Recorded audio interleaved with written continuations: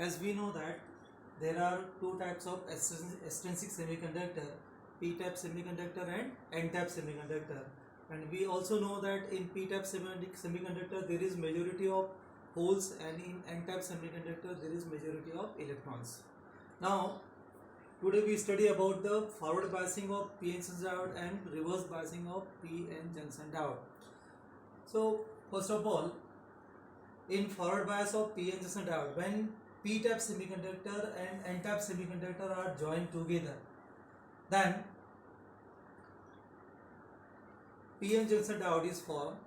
Now when this p-n junction diode, in which p-type region is connected to the positive terminal of battery and n region is connected to the negative terminal of battery, then it is observed that due to the positive polarity of battery, the holes are repelled towards the n region, and due to the negative terminal of battery, the electrons which is present in n region, they are repelled toward the p region. So in this way it is observed that holes and electrons are crossing the junction and current is flowing. So in this way, in forward bias, p-n junction diode conduct the current, so it is used as a switch.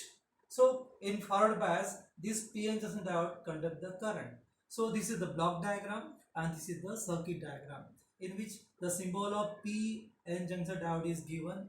Here p region is connected to the positive terminal, n region is connected to the negative terminal. So it is observed, the conclusion of this forward bias of p-n junction diode is that in forward bias, at a very low voltage, the current is flowing through the junction diode.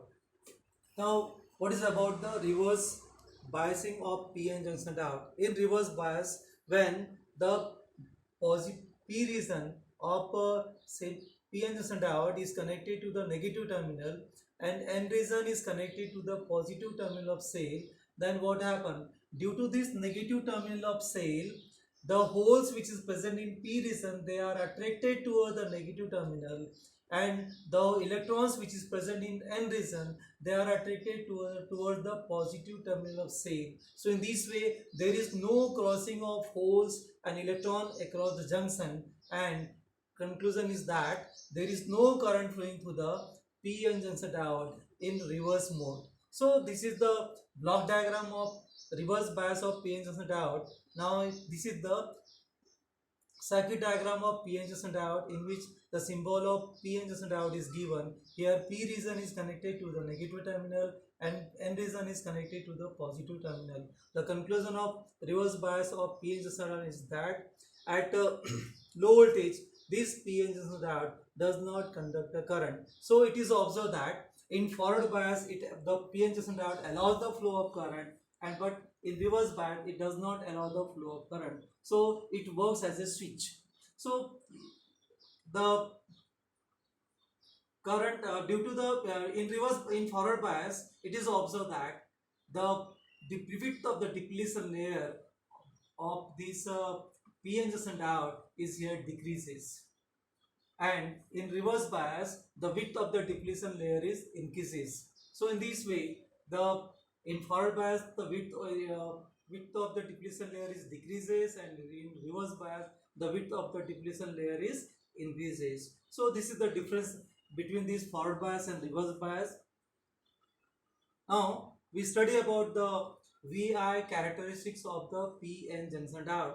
As we know that in forward bias the current is flowing at low voltage. So when we gradually increase the voltage V across the p-n junction diode, then it is observed that at 0.1, 0.2 volt there is no current is flowing. But as the voltage is increases 0.3, 0.4 onward, then it is observed that current is also increases, and that current is gradually measured by using the milliammeter.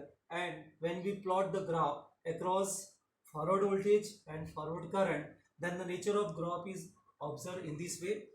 And in forward bias, if we calculate the resistance of that p-n junction diode, then by using the Ohm's law formula, V is equal to IR, here forward resistance is calculated by using formula Vf upon IR. Here 0.8 volt Vf, and If is here 200 milliampere. So milliampere is represented by 10 to the power minus 3, and after calculation it is observed that in the forward bias the resistance of this PN junction diode is very low, up to 4 ohm. So the average resistance is up to 100 ohm in forward bias. Now if we calculate the reverse resistance, as we know that in reverse bias when PN junction diode is connected, then there is no current is flowing. But if we increase the voltage across the PN junction diode, means 2 volt, 3 volt, 4 volt, up to 10 volt, 12, 15 volt, then it is observed that some covalent bond may be break in this p-type region and n-type region due to the increasing of voltage, and they are available for conduction. So in this way they cross the junction and current is flowing. So in reverse bias, under certain condition current is flowing, and that time this junction is break. That voltage is called as avalanche breakdown voltage. So uh, in reverse bias, generally at low voltage there is no current flowing, but when we increase the voltage, then at certain higher voltage the current is flowing, and this PN junction diode conduct the current. So that time that voltage is called as avalanche breakdown voltage. Now the reverse voltage is calculated in reverse mode. What is the value of resistance? What is the range of that resistance of this PN junction diode? So that is calculated here.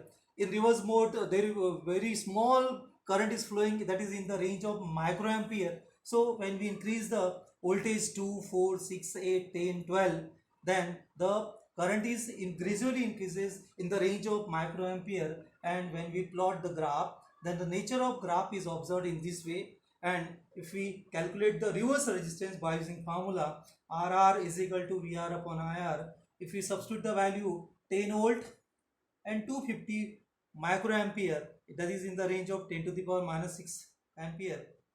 So after calculation it is observed that reverse resistance is here 400 kilo ohm. So it is observed that in forward bias the range of this forward resistance is very small, it is below 100, and here if we use this PN diode in forward bias, then the resistance, reverse resistance is very large, it is up to the 4 into 10 to the power 6 or 10 to the power 4 into 10 to the power 5 ohm. So this is very large.